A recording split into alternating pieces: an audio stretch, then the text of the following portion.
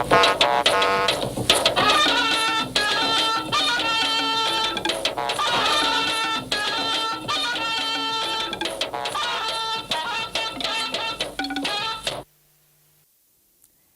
federal government took a bold step to close the nation's land borders, which halted regional trades. Now, this act was triggered by the federal government's concerns about curbing smuggling and promoting local production, which later had significant repercussions. Earlier this year, the present administration, under the Tinubu leadership, took a step to reopen the borders. This is largely because of the vital component of cross-border trade to the nation's economy. Now, the reopening of Nigeria's borders with neighboring countries after its closure no doubt signifies Nigeria's commitment to regional integration, which represents a significant shift in the country's stance towards regional trade and diplomacy. Some economists are of the opinion that this is the right step in the right direction, which is expected to boost mutually beneficial relationship within the region and also help in fostering social and economic prosperity. On the flip side, to fully harness the potential inherent in these trades and the regions, some experts are advocating an open border policy that is electronically regulated, a single window clearing system, and trade-friendly policies that will positively impact trading partners both locally and internationally. But how much impact would you say the reopening of the borders has had on the nation's economy, especially in the drive to promote food security in the country? Tonight on Weekend File, the focus is the impact of border reopening on economic growth. And our guest is Yeshua Aliyu, a development economist, who will bring you reports as filed in by our correspondents on the impact of these economic activities within the region. Thank you very much for joining us on Weekend File. I'm Ruth Aguele. First, let's bring you the news.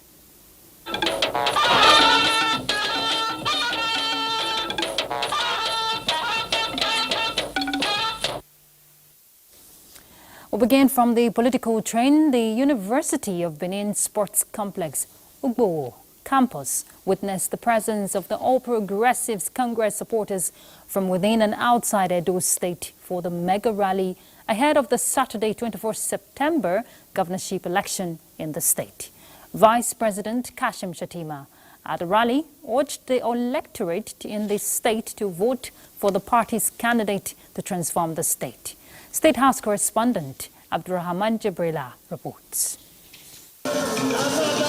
Patiently waiting at the University of Benin Sports Complex, APC faithful cheered the campaign team on arrival. And this gathering is for Monday Okpebolo and Dennis Idahosa for the governorship ticket of the APC in Edo State. We are voting for security. We are voting for quality education for our dear children. In the related infrastructure facilities, today Benin is looking for a savior. The message is the same. The foundation of our future has been compromised. And the federal government restates commitment of more presence in the state. What Edo State needs is a strategic thinker, a builder, a man of the people, a man who can rally the great people of Edo State.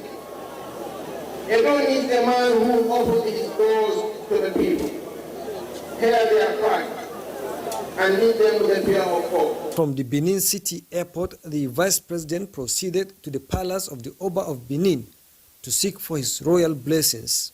You are one of the most respected leaders in this country. We try and we do our best to keep it up.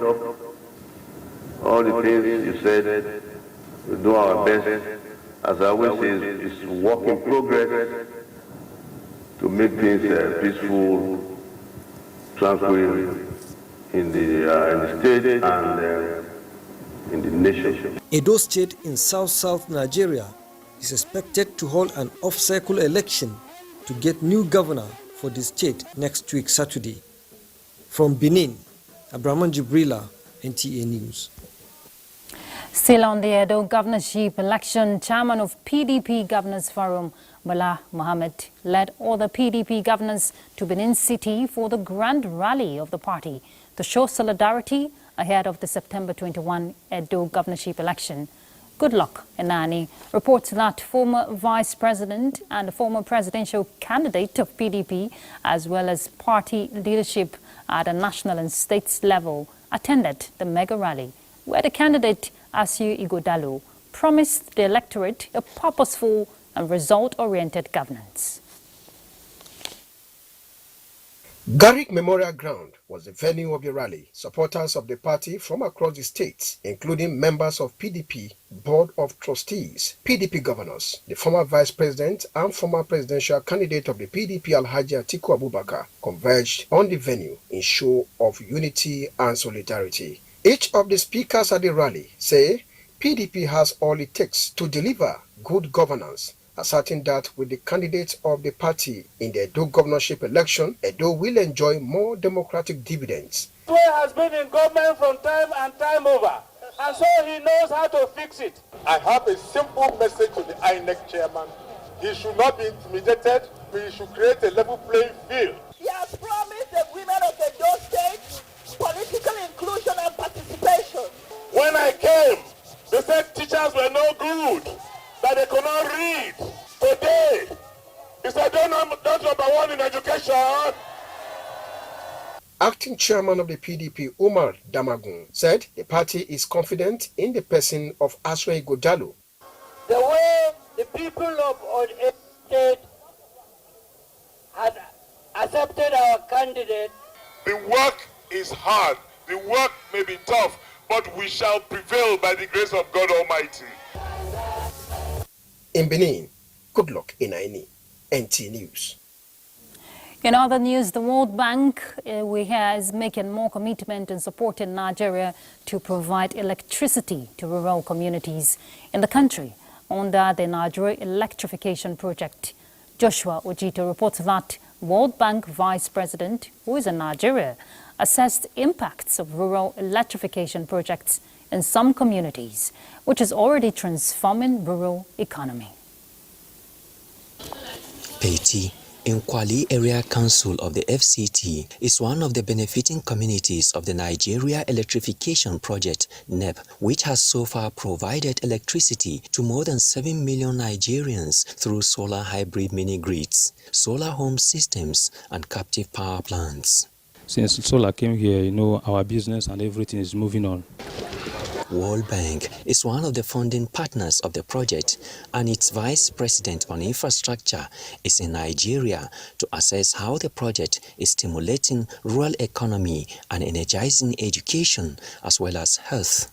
From a village that have no electricity to a village that have electricity, and I think it's transforming people's life. And I can see how people use electricity for, of course, for lightening, but also for access to information. He has seen by himself how this power plant has crystallized the powering of the entire community with over 200 connections.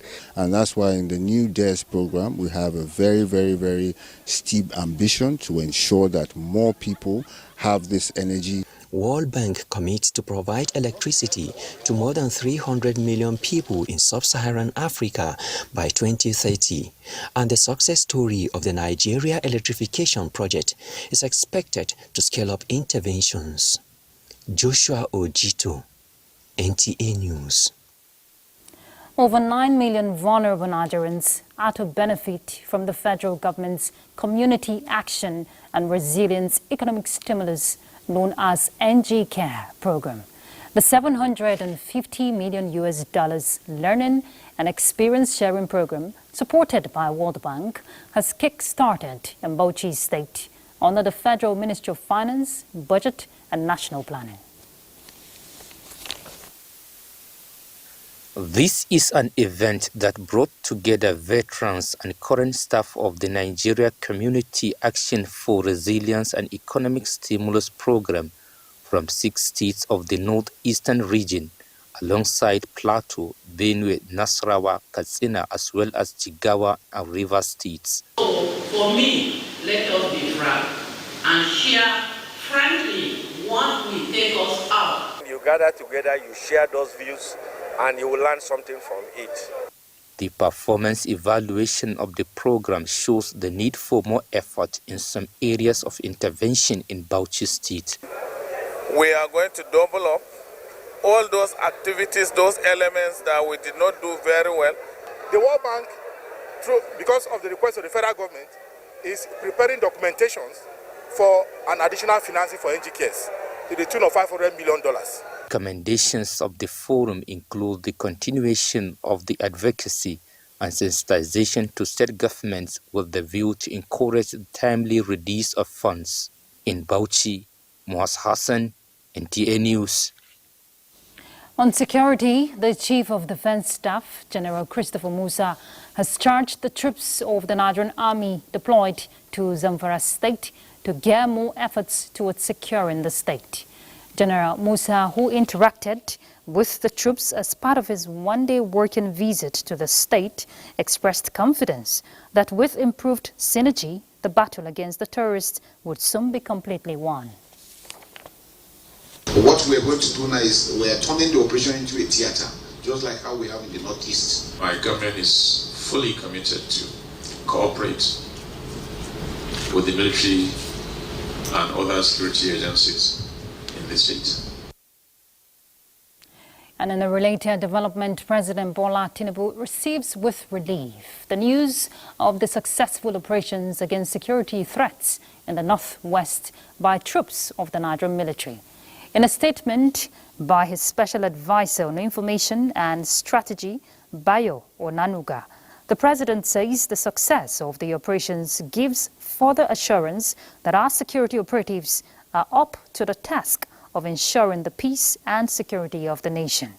Troops of Operation Hadarin Daji on Thursday neutralized the wanted bandit leader, Halilu Sububu, who had been unleashing terror on citizens in parts of northwestern Nigeria, while terrorist Sani Wala Burki was also killed as a terrorist enclave in Kaduna was busted and 13 kidnapped students were freed. The successful operations follow the president's directive to the service chiefs to relocate to the zone until normalcy is restored. President Tinubu commends the military high command, the intelligence agencies and the troops for their valiant efforts, synergy and dedication, which have resulted in improved security in the nation, and enjoins them to sustain their efforts until all threats are permanently removed. The Federal Ministry of Environment says it remains committed to supporting Borno State in its recovery efforts by providing necessary technical and logistic intervention to address the challenges posed by flood disaster. The Minister of Environment, Balarabe Abbas Lawan, said this while on commiseration visit to the state where the disaster had affected 2 million people. The report.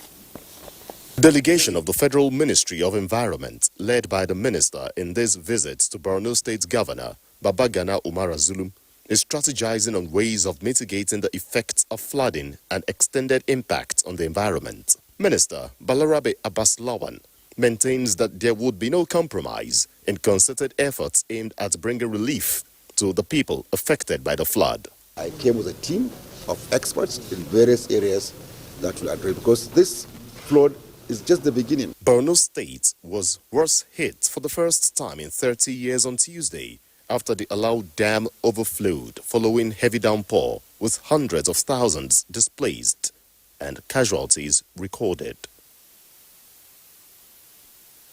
And still on the flood there, Minister of Water Resources and Sanitation Joseph Utsev was in Maiduguri to assess the damage caused by the flood and has pledged federal government support to fix the Alau Dam.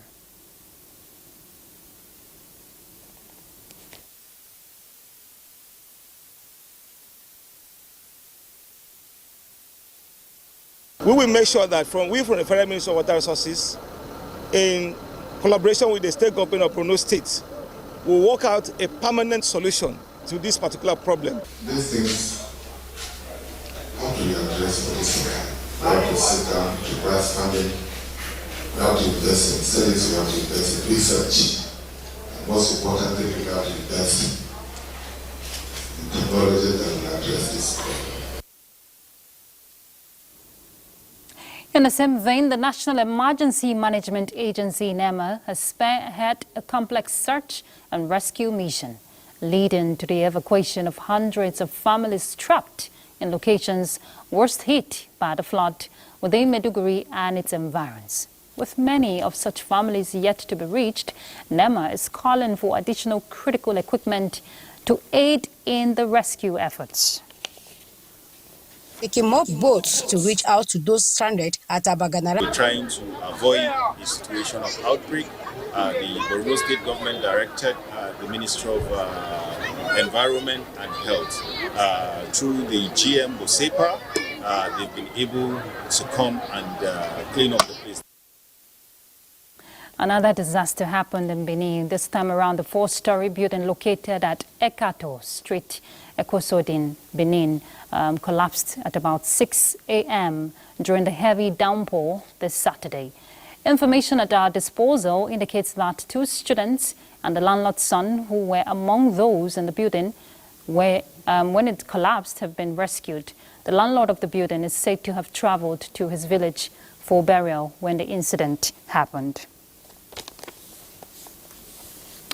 In other news, the Renewed Hope Initiative has again reached out to wives of fallen heroes and veterans of the Nigerian Armed Forces, this time with economic empowerment items.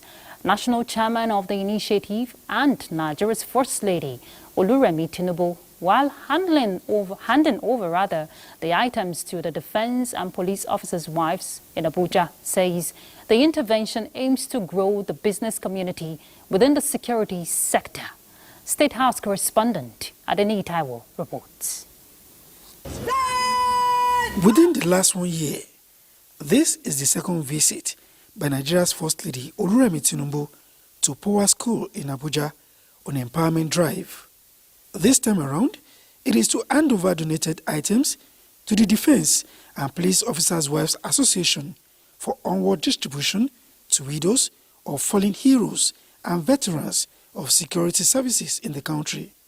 Coming under the social investment program of the initiative, the First Lady says the donated items, including handbags, shoes and cosmetics, will serve as a springboard for new businesses or help to grow existing ones. Every month, Her Excellency Mrs. Shetima goes to different states, and I think it has increased to two states per month now, to just help ameliorate the challenges people are facing at this time. While thanking friends of Arichai for supporting the cause and investing in the food drive of the initiative, the First Lady encouraged Nigerians to always be their brother's keeper.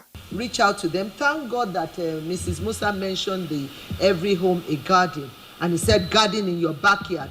There's no other simple way of explaining that is the best way. Whatever it is, no matter how small, you have vegetables, it will reduce the cost of food. I want to encourage everyone. Receiving the items on behalf of the beneficiaries, President of DIPOA and wife of the Chief of Defense Staff, Ogogo Musa, thanked the First Lady for the intervention. It is my hope that the beneficiaries will apply themselves effectively in their diverse business. This intervention is coming on the heels of a similar gesture in November last year, when 1,709 dependents of fallen heroes each received a sum of 250,000 naira from the initiative.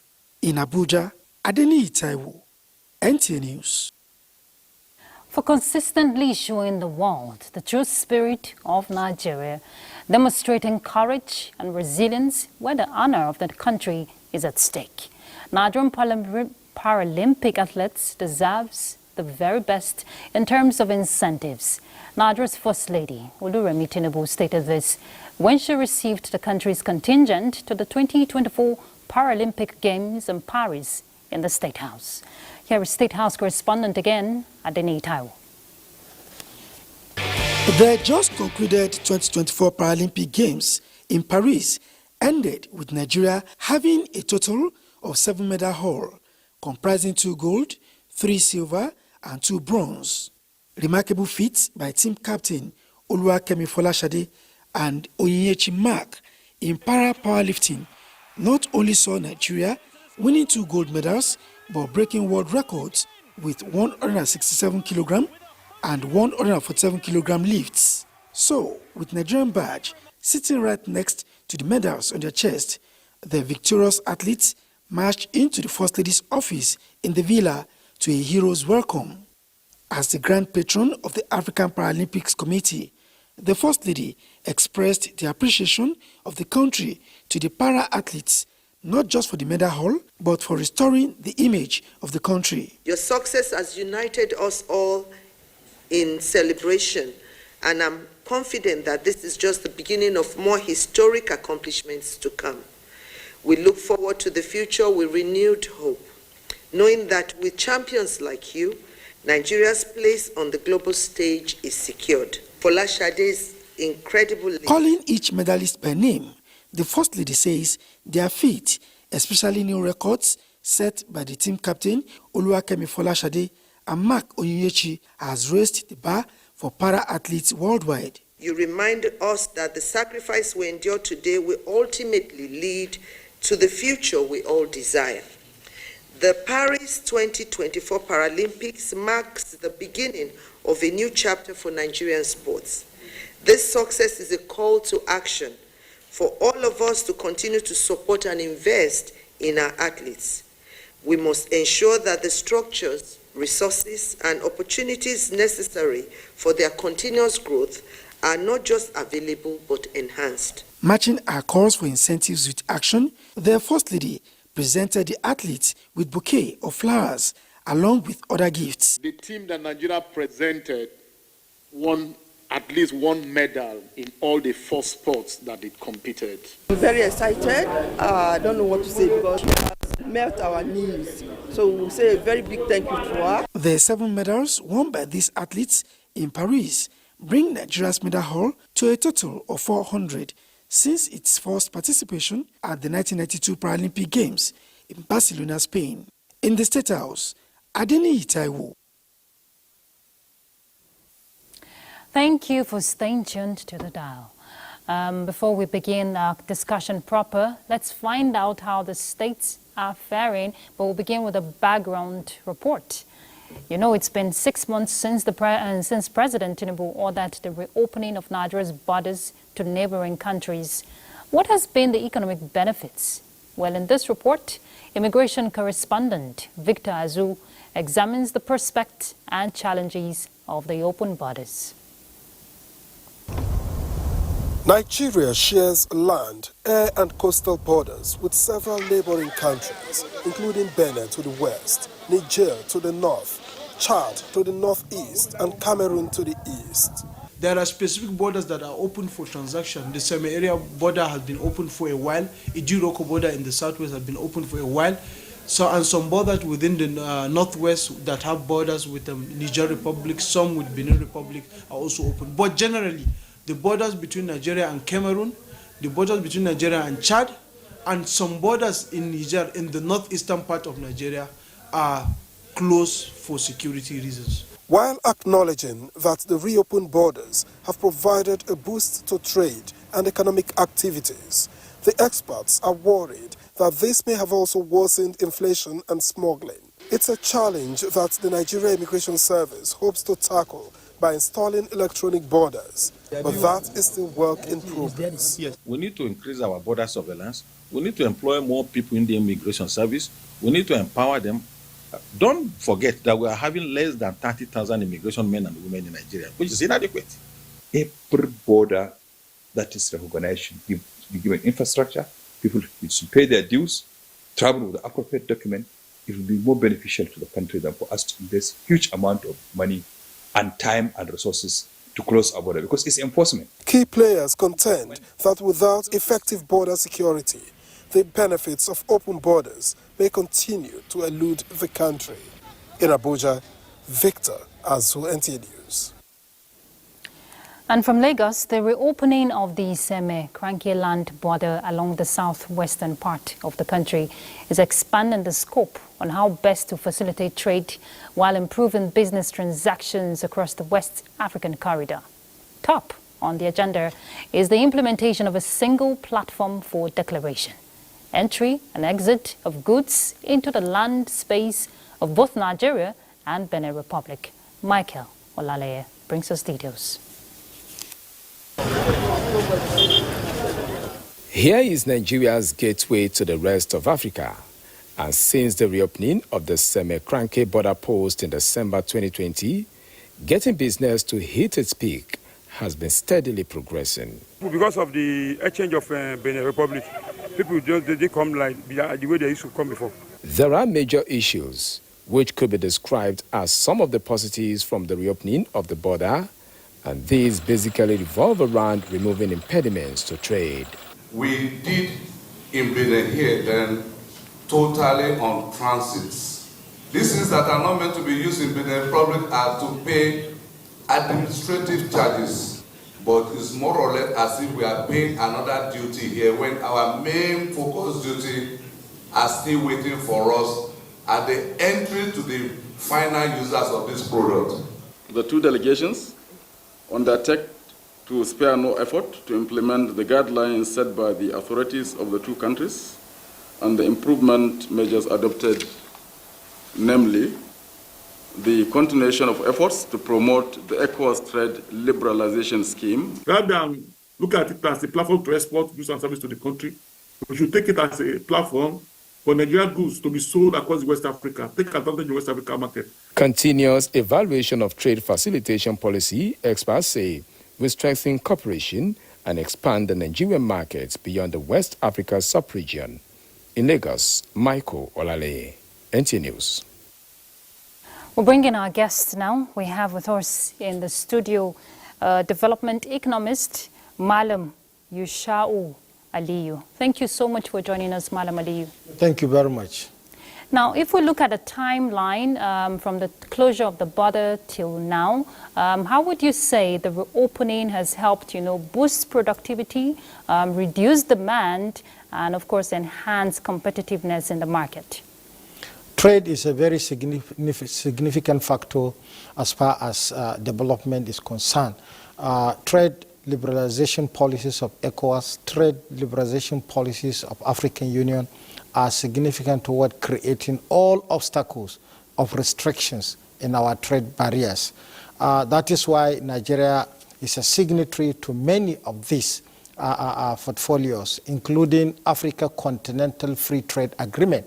So the opening of borders definitely is a congratulation to Nigerian businessmen, it's a congratulation to Nigerian consumers, and also it's a congratulation to President Bola Ahmed Tinubu that have understood that there was no border restriction before colonial masters. There was trade before colonial masters. And this trade between African states is what developed most of our cities, Kano included. So the reopening will bring so much of joy and happiness to Nigerian consumers, to Nigerian business cycle, and even the GDP growth rate of Nigeria. What is important to understand about these trade policies is a situation where goods and services must freely move because we are producers in Africa, we are consumers in Africa, and there has been a link between what we produce and what we sell at different intervals.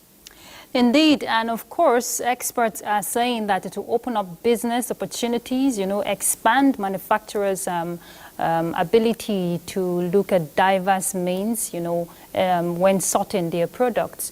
But looking at states, for these cross-border transactions, how can they, put a check to some of the loopholes, that spurs illicit activities within the region? Nigeria has professional officials handling our borders. The only thing is that we need to improve investment and their social welfare to cater for their efficiency at the borders. And that is why people like me, for a very long period, I'm advocate of free trade, just like our representative of the World Trade Organization, Professor Ngozi Okonjo-Iweala, has been an advocate of free trade. Nigeria can improve efficiency we have already identified the loopholes. We have already identified areas of concern as far as trade is concerned, even if it is security. Now, the effort of the military also, we have to acknowledge the effort of the military intervention as far as security is concerned. Recently, the Chief of Defense Staff was in Niger Republic, and the Niger Republic are very, very happy with that, with his own intervention, and the entire West African state. We need to come back to understand that we can fight insecurity when we put our strategies on the same table, and then look at them, and also we look at our challenges, we look into them, and at the same time also we invest timely. These are the most important things to be done. Remember, Nigerian borders, there are official borders, there are unofficial gates. So these are some of the things I think our strategy has to improve. We have to use drones to monitor our borders, not just putting electrical gadgets at our main borders, but we have to invest in drones, technology, so that we can checkmate excesses within 24 hours. You remember that the illicit drug coming to different nations in Africa is through these kind of borders. Yeah. The illicit weapons that are also coming is all coming through these borders. So there is need to have efficient modalities that have technological base. All right, Malam Aliyu, we'll hold on with this conversation. We have to take a break. When we come back, we'll pick up with the conversation. Please stay tuned. Thanks for being with us. It is a great achievement for Nigerians to know that the federal government's decision to reopen land borders across the country will no doubt stimulate the country's economic growth domestically. Well, our correspondent Hussaini Suleiman travels to the popular border of Kongolam with Niger Republic in Mai Adwa local government area of Katsina State and gives an insight on the current land border situation in the country. The recent decision by the federal government to reopen the entire land borders in the country gives hope to the communities around the border and other Nigerian populace on an improved economic atmosphere that will inject a new life into their present living condition. Most border crossings at Kongolam are on foot with no vehicle. Although residents and communities have expressed concern about the reopening, this critical trade route, when fully operational, facilitates the exchange of essential goods such as agricultural products, livestock, textiles, among others. Let them have pity for masses, because we are looking something to train our children. While immigration and custom officials are working hard to ensure safety and security at the border, some resident and community leaders are urging the Nigerian government to capitalize on increasing the flow of goods and services, especially the food items, with a strong belief that will be beneficial to both the state and the nation. Hussein Suleiman, NTA News. All right, Malam Aliyu, you just saw that report. Of course, part of the concerns, the impediments on trade activities. Transportation is very key if these trading activities has to be smooth. What's your take? Yeah, transportation remains significant as far as trade is concerned, and connectivity also remains very important. My own intervention on this is to call on the federal government to put a lot of resources in updating the standard of our roads network, which can facilitate efficient trade. That is one. Second, the program of making railways available that can connect these trade zones is very, very important. However, transport cost is relative, especially when you take the cost of PMS and diesel, which is very important. So in my own, it is good to understand that provision of good road, provision of good facilities, plus efficient management of exchange rate policies is also very significant as far as the value added aspect of trade between nations is concerned. Remember that Nigeria stand to gain. West Africa contain activities of over 40% of Nigerian traders. So if you have that volume, the next step that we are expecting the federal government to put more effort is the issue of single currency to be used in transaction. That can alleviate the problem of cost of transportation, the problem of cost of goods and services, which is dearly needed by both nations within the ECOWAS sub-region.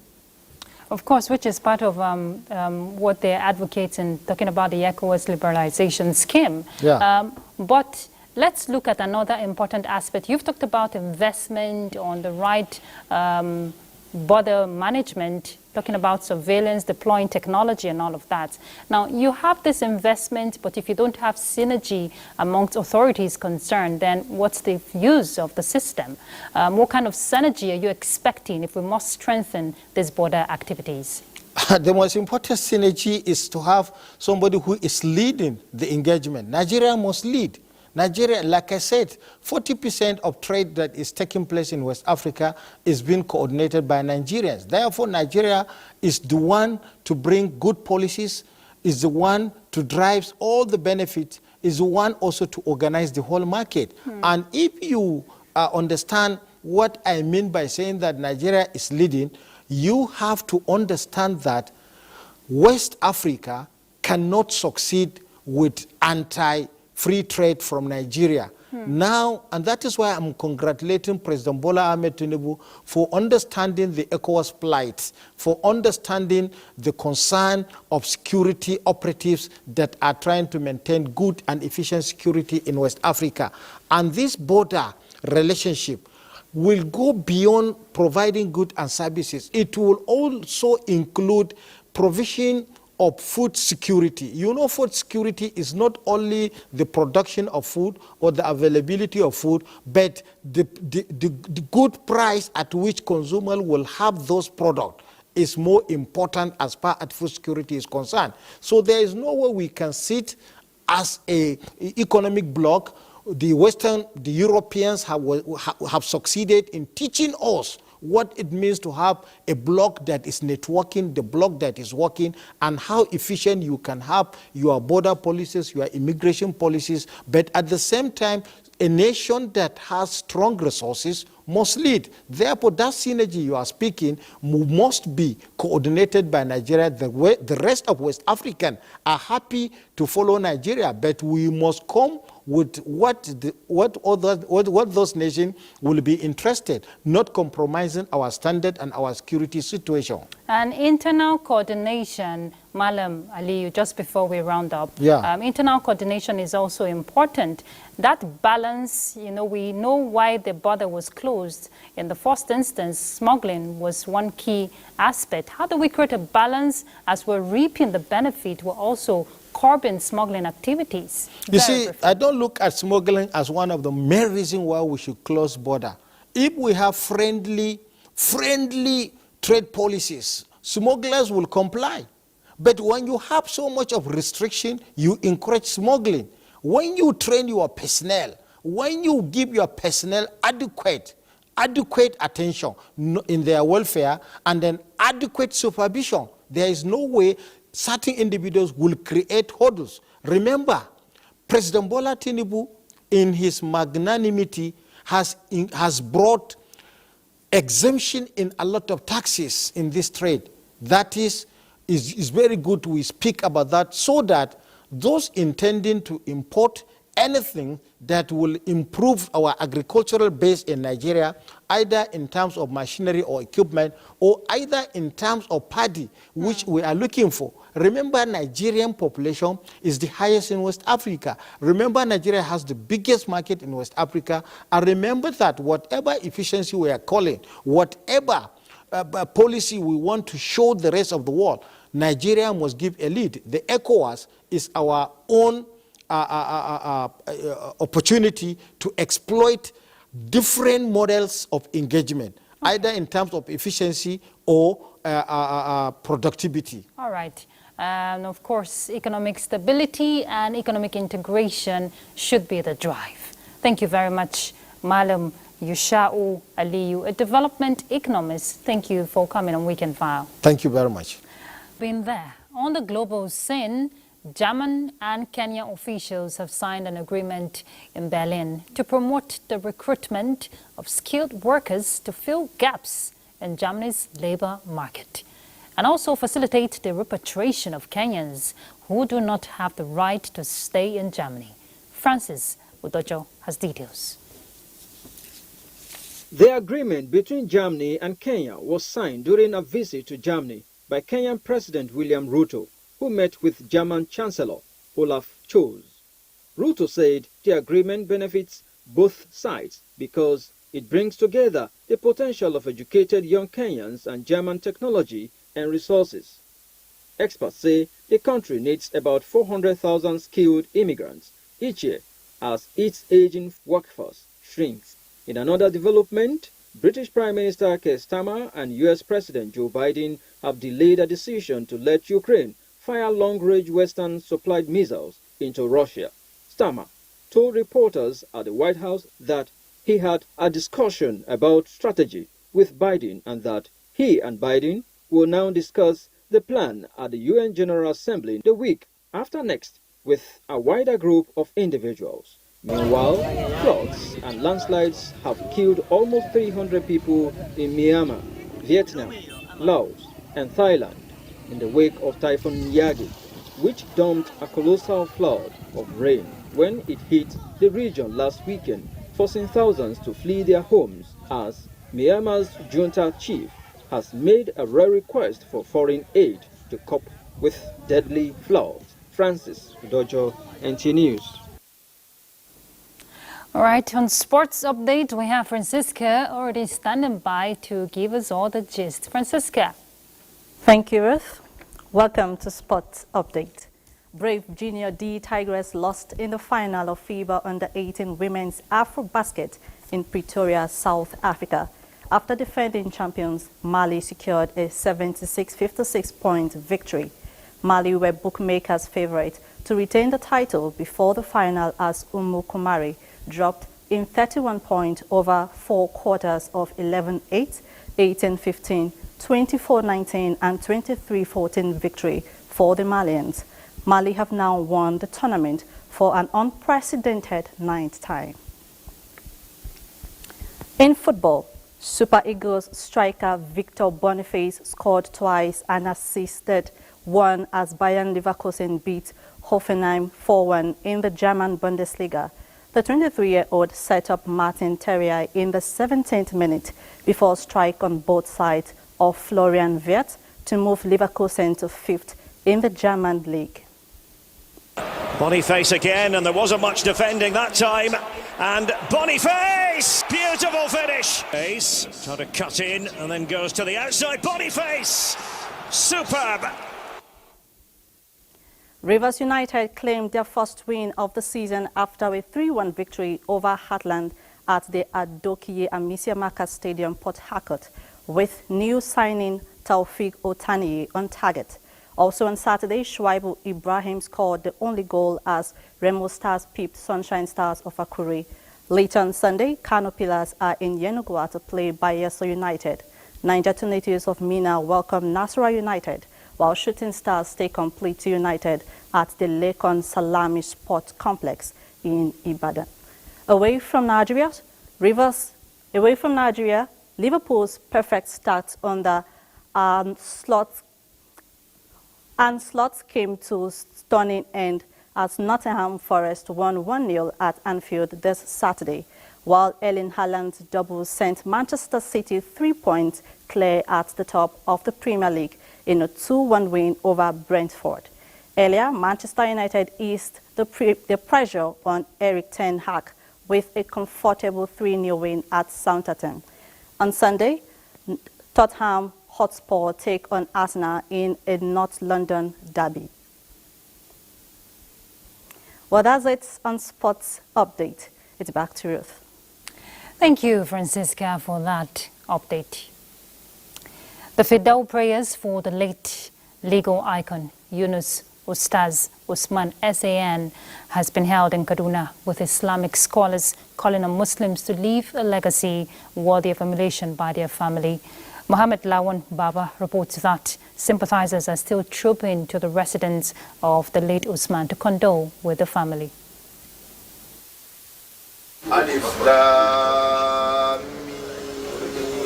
The three-day prayer for late Yunus Ustaz was attended by sympathizers, including his colleagues, associates, and other family friends. It was an embodiment of peace, unity, tranquility. Oh, he's a great gentleman of no equal at all. Legal practitioner by excellence. It is indeed a great loss to us. His attitude brought all this crowd here. This is the hardest thing I've seen in my life. It's the most difficult thing. I think it's the hardest thing I've seen. I'm broken. Late Yunus Ustaz Usman died at the age of 66 years. Muhammad Lawal Baba, NTA News. That concludes Weekend File. Thank you for your company. Good night. I'm Ruth Aguele.